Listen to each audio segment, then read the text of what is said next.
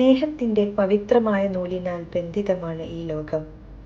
മരച്ചില്ലയിൽ കൂട്ടമായി വസിക്കുന്ന തേനീച്ചകളിലും മൺപുറ്റുകളിലെ ചിതലിലും മണ്ണിലെ ഉറുമ്പിലും ആകാശത്തെ പറവകളിലും ഒരുമയുടെ സുന്ദരകാവ്യം നിറക്കുന്നത് അലിഖിതമായ ആ ദൈവിക അനുഗ്രഹമാണ്. 100,000 തേനീച്ചകൾ ഒരേ കൂട്ടിലേക്ക് തേനുമായി പറന്നെത്തുന്നു.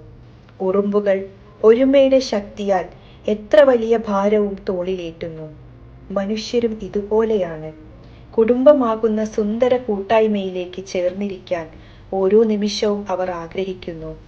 അതിൻ്റെ ഇടർച്ചയില്ലാത്ത മുന്നോട്ടു പോക്കിനായി അധ്വാനങ്ങളിൽ ഏർപ്പെടുന്നു.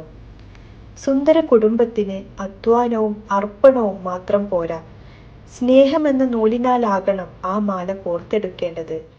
എങ്കിലേ ഉറപ്പുള്ളതും സുന്ദരവുമായി അത് രൂപപ്പെടൂ.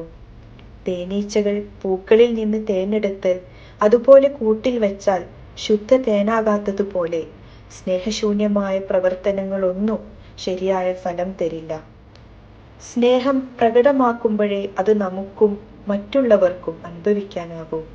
എല്ലാം ഉള്ളിലുണ്ട് എന്ന് പറഞ്ഞ് കർക്കശക്കാരായിരുന്നാൽ മറ്റുള്ളവർക്ക് അത് ബോധ്യപ്പെടില്ല. സ്നേഹം വർദ്ധിക്കുന്നത് അത് പങ്കുവെക്കുമ്പോഴാണ്.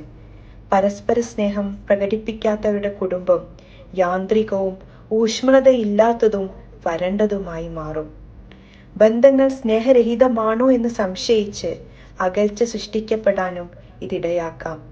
അതിനാൽ നമുക്ക് സ്നേഹം പ്രകടമാക്കാം.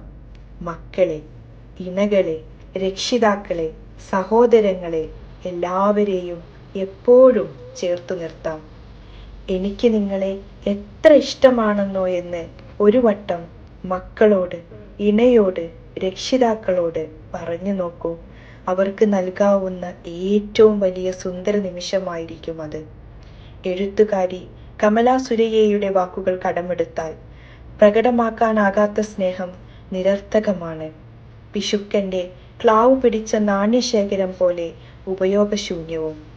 ഇഷ്ടങ്ങൾ പ്രകടിപ്പിക്കാനുള്ള മനസ്സ് കൂടെ പടച്ചവൻ നമുക്ക് നൽകി അനുഗ്രഹിക്കട്ടെ.